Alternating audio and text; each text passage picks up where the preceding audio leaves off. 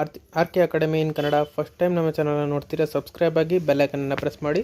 ನಾನು ಇವತ್ತಿಂದು ಗೃಹಲಕ್ಷ್ಮಿ ಬಗ್ಗೆ ಅಪ್ಡೇಟ್ ಮಾಡೋಣ ಅಂತ ಇದ್ದೀನಿ. ಗೃಹಲಕ್ಷ್ಮಿಯಿಂದ ಮರುಪರಿಶೀಲನೆಗೆ ಬಯೋಮೆಟ್ರಿಕ್ ಸೌಲಭ್ಯ ನೋಡಿ, ಇದು ಮರುಪರಿಶೀಲನೆಗೆ ಬಿಟ್ಟಿದ್ದಾರೆ. ಇದನ್ನು ಯಾವ ರೀತಿ ಅಪ್ಲಿಕೇಶನ್ ಮಾಡೋದು, ಯಾವ ರೀತಿ ಏನು ಅಂತ ತಿಳಿಸ್ಕೊಡ್ತೀನಿ, ಎಲ್ಲಿ ಅಪ್ಲೈ ಮಾಡೋದು ಅಂತಲೂ ತಿಳಿಸ್ಕೊಡ್ತೀನಿ. ಸೇವಾ ಸಿಂಧು ಕೇಂದ್ರ ಮನೆ ಸಮೀಕ್ಷೆಯಿಂದ ಪರಿಶೀಲನೆ ಎಂದು CM DKಶಿ ಮಾಹಿತಿ ನೋಡಿ, ಈ ಥರ ಮಾಹಿತಿ ಕೊಟ್ಟಿದ್ದಾರೆ. ಇದ್ರ ಬಗ್ಗೆ ಏನು ಅಂತ ಸಂಪೂರ್ಣ ಮಾಹಿತಿ ನಾನು ತಿಳಿಸ್ಕೊಡ್ತೀನಿ. ಕೊನೆವರೆಗೆ ಸ್ಕಿಪ್ ಮಾಡ್ದಲ್ಲ, ದಯವಿಟ್ಟು ಕೊನೆವರೆಗೆ ನೋಡಿ. ಸಬ್ಸ್ಕ್ರೈಬ್ ಆಗಿದ್ರು ಸಬ್ಸ್ಕ್ರೈಬ್ ಆಗಿ ನೋಡಿ, ಪ್ಲೀಸ್ ಸಬ್ಸ್ಕ್ರೈಬ್ ಆಗಿ. ಇದೇ ಥರ ಒಳ್ಳೊಳ್ಳೆ ಮಾಹಿತಿಗಳು ನಿಮಗೆ ಅಪ್ಡೇಟ್ಸ್ಗಳು ನೋಟಿಫಿಕೇಷನಲ್ಲಿ ಸಿಗುತ್ತೆ ಅಂತ ಹೇಳ್ಬೋದು.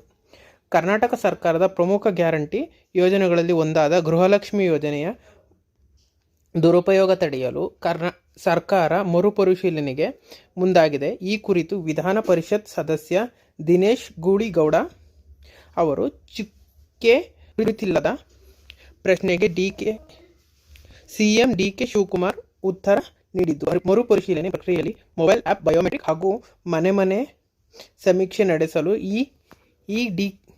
EDCS ಮುಖಾಂತರ ತಾಂತ್ರಿಕ ಸಿದ್ಧತೆ ಮಾಡಿಕೊಳ್ಳಲಾಗುತ್ತಿದೆ ಎಂದಿದ್ದಾರೆ.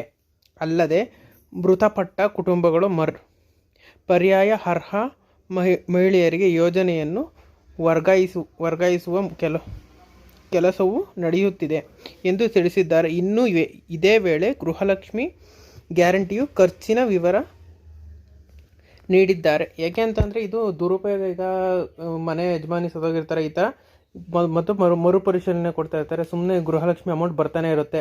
ಈಗ ಫೇಕಾಗಿ ತಗೊಳ್ತಾ ಇರ್ತಾರೆ, ಯಾರೋ ಗೃಹಲಕ್ಷ್ಮಿ ಯಾರಿರ್ಬೋದು. ಅದಕ್ಕೆಲ್ಲ ಪರ್ಯಾಯವಾಗಿ ಈ ಗೃಹಲಕ್ಷ್ಮಿ ಅಮೌಂಟ್ನ ಮರುಪರಿಶೀಲನೆಗೆ ನೀಡಿದ್ದಾರೆ. ಈಗ ಬಯೋಮೆಟ್ರಿಕ್ಕು ಎಲ್ಲದೂ ಮಾಡಿದ್ದಾರೆ, ಗ್ಯಾಸ್ ಮಾಡಿದ್ದಾರೆ. ಅದ್ರದ್ದು ವಿಡಿಯೋ ಇದೆ, ಅದ್ರದ್ದು ಬೇಕು ಅಂದರೆ ಇದು ನೋಡ್ಕೊಳ್ಳಿ. ಗ್ಯಾಸ್ದು, ಆಮೇಲೆ ರೇಷನ್ ಕಾರ್ಡ್ದಿದೆ, ಎಲ್ಲದೂ ಮಾಡ್ಕೊಳ್ಳಿ. ಈಗ ಗೃಹಲಕ್ಷ್ಮಿದು ಅಪ್ಡೇಟು KYC ಮಾಡಿಸ್ಬೇಕು, ಬಯೋಮೆಟ್ರಿಕ್ಕು. ಬೆಂಗಳೂರು ರಾಜ್ಯದಲ್ಲಿ ಗ್ಯಾರಂಟಿ ಯೋಜನೆಗಳ ಪರಿಷ್ಕರಣೆ ಪರ್ವದ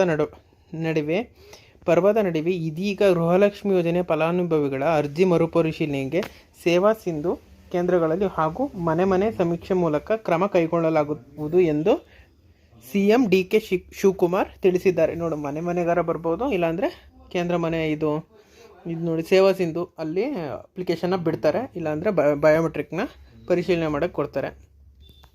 ಗ್ಯಾರಂಟಿ ಯೋಜನೆಗಳಲ್ಲಿ ಅನುಷ್ಠಾನ ಪ್ರಾಧಿಕಾರ ಉಪಾಧ್ಯಕ್ಷ ಹಾಗೂ ವಿಧಾನ ಪರಿಷತ್ ಸದಸ್ಯ ದಿನೇಶ್ ಗೂಳಿಗೌಡ ಅವರು ಚುಕ್ಕಿ ಗುರುತಿಲ್ಲದ ಪ್ರಶ್ನೆಗೆ CM ಈ ಉತ್ತರ ನೀಡಿದ್ದು, ಮರುಪರಿಶೀಲನೆ ಪ್ರಕ್ರಿಯೆಯಲ್ಲಿ ಫಲಾನುಭವಿಗಳ ಬಯೋಮೆಟ್ರಿಕ್ ಫೇಸ್ ಅಥೆಂಟಿಕೇಷನ್ ಪಡೆಯಲು ಅವಕಾಶ ಕಲ್ಪಿಸಲಾಗಿದೆ. ನೋಡಿ, ಇದು ಫೇಸ್ ID, ಫೇಸ್ ವೆರಿಫಿಕೇಷನ್ ಮಾಡಿಸ್ಬೇಕಾಗುತ್ತೆ, ಇಲ್ಲಾಂದರೆ ಬಯೋಮೆಟ್ರಿಕ್ ಕೊಡಬೇಕಾಗುತ್ತೆ. ಇವೆರಡರಲ್ಲಿ ಒಂದು ಮಾಡ್ಬೋದು. ಇದೇ ಉದ್ದೇಶಕ್ಕಾಗಿ DCS ಮೂಲಕ ಮೊಬೈಲ್ ಆ್ಯಪ್ ಹಾಗೂ ವೆಬ್ ಅಪ್ಲಿಕೇಶನ್ ಪೋರ್ಟಲ್ ನೋಡಿ, ಇಲ್ಲಾಂದರೆ ಮೊಬೈಲಲ್ಲಿ ಅಪ್ಲಿಕೇಶನ್ ಬಿಡ್ತಾರೆ, ಇಲ್ಲ ಅಂತಂದರೆ ನೀವು ಸಿಸ್ಟಮ್ಗೆ ಹೋಗ್ಬಿಟ್ಟು ಇದು ಮಾಡಿಸ್ಬೇಕಾಗುತ್ತೆ. ಎಲ್ಲಿ ಅಂತ ಏನು ಅಂತ ತಿಳಿಸ್ಕೊಡ್ತಾರೆ. ಅಭಿವೃದ್ಧಿಪಡಿಸಲಾಗುತ್ತದೆ ಅಂತಿಮ ಪರಿಶೀಲನಾ ಹಂತದಲ್ಲಿ ಎಂದು ಹೇಳಿದ್ದಾರೆ. ನೋಡಿ, ಯಾವ ರೀತಿ ಅಂತ ಹೇಳಿದ್ದಾರೆ. ಗೃಹಲಕ್ಷ್ಮಿ ಯೋಜನೆಗೆ ಇದುವರೆಗೂ 76,951 ಕೋಟಿ ಹಾಗೂ ಅದನ್ನು ಪಾವತಿಸಲಾಗುತ್ತಿದೆ. ಯೋಜನೆಯಡಿ ಒಟ್ಟು 1,24,048 1,24,48,938 ಫಲಾನುಭವಿಗಳಿಗೆ ಪ್ರತಿ ಮನೆಗೆ ಯಜಮಾನಿಗೆ ಇದುವರೆಗೂ 32 ಕಂತುಗಳಲ್ಲಿ ತಲಾ 2,000ಗಳನ್ನು ನೇರವಾಗಿ ಬ್ಯಾಂಕ್ ಖಾತೆಗೆ ಜಮೆ ಮಾಡಲಾಗುತ್ತಿದೆ. ಯೋಜನೆ ಆರಂಭವಾಗಿದ್ದಾಗಿನಿಂದ ಜೂನ್ 2026ರ ಅಂತ್ಯದವರೆಗೂ ಒಟ್ಟು 3,13,297 ಫಲಾನುಭವಿಗಳು ಮರಣ ಹೊಂದಿದ್ದಾರೆ. ಅಂದರೆ ಈಗ ಮರಣ ಹೊಂದಿದ್ದಾರೆ, ಯಾರ್ಯಾರು ಜೀವಂತವಾಗಿದ್ದಾರೆ ಅಂತ ಇದನ್ನು ಇದನ್ನ ಮರುಪರಿಶೀಲನೆಗೋಸ್ಕರ ಇದನ್ನು ಬಿಟ್ಟಿದ್ದಾರೆ ಅಂತ ಹೇಳ್ಬೋದು, ಇದನ್ನು ಪರಿಶೀಲನೆ ಮಾಡೋಕ್ಕೆ. ಈ ಪೈಕಿ 1,10,562 ಫಲಾನುಭವಿಗಳಿಗೆ ಖಾತೆ ಮರಣ ನಂತರ ರು 117.31 ಕೋಟಿ ರು ಜಮೆಯಾಗಿದೆ. ಈ ಪೈಕಿವರೆಗೆ 40.07 ಕೋಟಿ ಮಾತ್ರ ಸರ್ಕಾರಕ್ಕೆ ಮರು ಜಮೆಯಾಗಿದೆ ಎಂದು ಸ್ಪಷ್ಟಪಡಿಸಿದ್ದಾರೆ. ನೋಡಿ, ಇಷ್ಟು ಗೃಹಲಕ್ಷ್ಮಿ ಅವರು ಡೆತ್ ಆಗಿರೋ ಇದನ್ನು ವಾಪಸ್ ಬಂದಿದೆ ಅಂತ ಹೇಳ್ಬೋದು. ಇದನ್ನು ನಿಲ್ಲಿಸಿದ್ದಾರೆ. ಇದನ್ನು ನಿಲ್ಲಿಸೋಕ್ಕೋಸ್ಕರ ಜೀವಂತವಾಗಿದ್ದಾರೋ ಏನಿದ್ದಾರೆ ಅಂತ ಹೇಳೋಕ್ಕೋಸ್ಕರ ಇದನ್ನು ಯೋಜನೆಗಳನ್ನು ಪರಿಶೀಲನೆಗೆ ಬಿಟ್ಟಿದ್ದಾರೆ ಅಂತ ಹೇಳ್ಬೋದು. ಯೋಜನೆಯ ದುರುಪಯೋಗ ತಡೆಯುವ ಕ್ರಮ. ಗೃಹಲಕ್ಷ್ಮಿ ಅಡಿ ನೋಂದಾಯಿತರಾದವರಲ್ಲಿ 3,13,990 ಗೃಹಲಕ್ಷ್ಮಿ ಯೋಜನೆಗೆ ಹೊಸ ಮಾರ್ಗ ಬಿಟ್ಟಿದ್ದಾರೆ. ನೋಡ್ಕೋಬಹುದು. ಹೇಳಿದೆ ಫಲಾನುಭವಿಗಳು ಮೃತಪಟ್ಟಿದ್ದಾರೆ.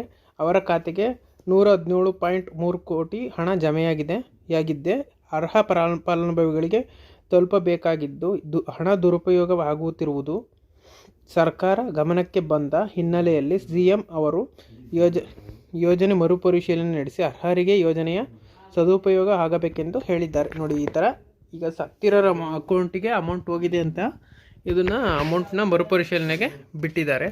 ಹಾಗಾಗಿ ಮರಣ ಹೊಂದಿದ ಫಲಾನುಭವಿಯ ಪರ್ಯಾಯವಾಗಿ ಕುಟುಂಬದ ಇತರ ಸದಸ್ಯರಿಗೆ ಫಲಾನುಭವಿಯಾಗಿ ಸೇರಿಸುವ ಪ್ರಕ್ರಿಯೆ ನಡೆಯುತ್ತಿದೆ. ಬೆಳಗಾವಿ ಜಿಲ್ಲೆಯಲ್ಲಿ ಅತಿ ಹೆಚ್ಚು ಫಲಾನುಭವಿಗಳು ಮೃತಪಟ್ಟಿದ್ದಾರೆ. ನೋಡಿ, ಎಷ್ಟು ಫಲಾನುಭವಿಗಳು ಮೃತಪಟ್ಟಿದ್ದಾರೆ. ಕೊಡಗು ಜಿಲ್ಲೆಯಲ್ಲಿ ಅತಿ ಕಡಿಮೆ.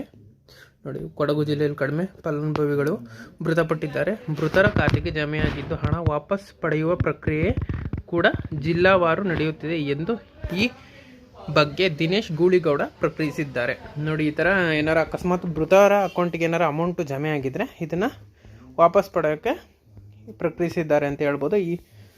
ಇಷ್ಟು ಮಾತನ್ನು ಹೇಳ್ತಾ ನೀವು ಗೃಹಲಕ್ಷ್ಮಿ ಇದನ್ನ ಮರುಪರಿಶೀಲನೆ ಮಾಡಿ ಬಯೋಮೆಟ್ರಿಕ್ನ ಸೇವಾ ಸಿಂಧು ಇದರಲ್ಲಿ ಬಿಟ್ಟಿರ್ತಾರೆ.